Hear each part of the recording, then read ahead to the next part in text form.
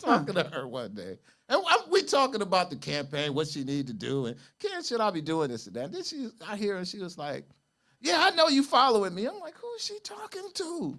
And she was like, yeah, he's following me. He's up in my driveway now. And I'm like, who is she talking about? And you're like, I know he's following. And then next thing I know, she's like getting in her car and she's like, her and this, and she's chasing this dude. And he's running down the street. And she on the phone telling me, yeah, he's been bothering me. He's been following me. He's been going. So Shayla was out there, really out there in Garfield, fighting for that position to become councilwoman. And when I say that, literally, it was a hard fight. Yeah. They did not want Shayla to be, and I ain't gonna say they. Yeah, it was they. I ain't gonna even.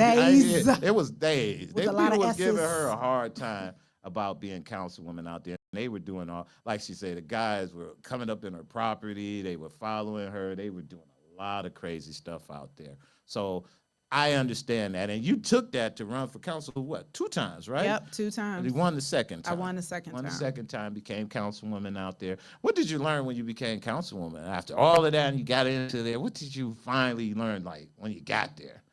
I wasn't shocked. I didn't learn anything new, but I think what I thought is that once I was elected, I would have a little bit of leverage to really make a difference.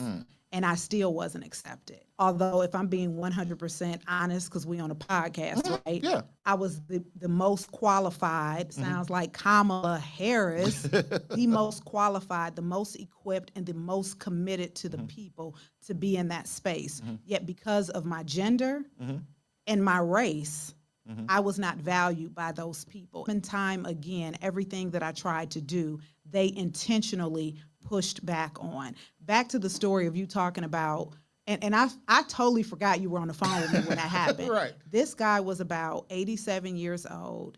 He literally would drive past my house 5 to 6 times a day. Wow. He would stop in front of my driveway and he would sit there. Yeah, that's what he was doing. That's what And he was I saying. mean, he would do it every day. He had my daughter in fear. She was taking pictures and calling me when I would be at work.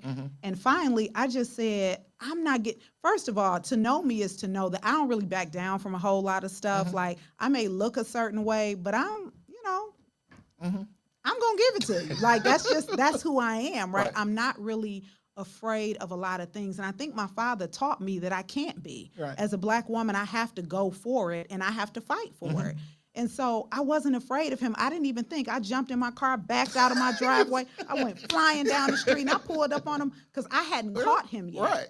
And I rolled down my window and I was like, what's up? What do you? She went off It on was this a dude. whole thing. And he was went sitting, off on him and his wife though. Right. He had his 85-year-old wife on the Right. passenger seat Right. with him. And I'm just like, really? But let me tell you something, sir. You're not intimidating me. Right. This is more my community than it would ever be yours. You've been here 20 years. My family has been here 50. Wow. Now what?